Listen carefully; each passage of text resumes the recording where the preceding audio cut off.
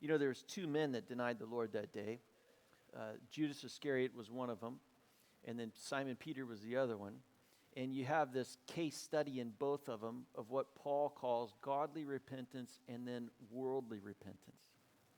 So when bad things happen, when there's correction that comes, when we get caught, you know, when whatever it was that we were trying to accomplish and there's our own strength, our own ability, our own heart, our own feeling, you know, we get to the end of that, we're going to go one of two ways.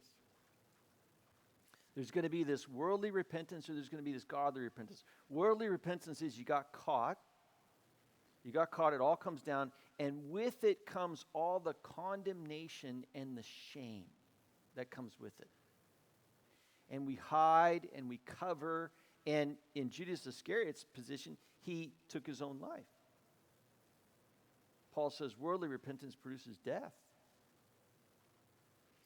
Godly repentance, on the other hand, it does something different. And it is generally, not always, but generally marked by tears, by sorrow. Worldly repentance is often marked by anger, frustration, anger at the whole situation, how it's all set up like that, the injustice of all of it, how come? Godly repentance is marked by tears. It's the recognition, here's the reality, it's the recognition that reality is undefeated. And I'm going to have to change. Reality is not going to change. I'm going to have to change. Worldly repentance is still stuck on, I'm not going to change, the whole world needs to change to me.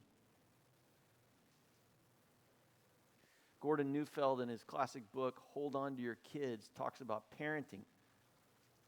And he says in parenting, when you're correcting your child, when you're training your children, when you're showing them the right thing to do, you know, this kind of idea, he says if the child responds to a correction with anger, there will never be any change. And you've got to keep going, and correcting, until the child breaks in tears. Because when they break in tears, that's when change will come, that's when correction will come, and that's when maturity will happen. They recognize, I have to adapt to reality. Reality's not going to adapt to me.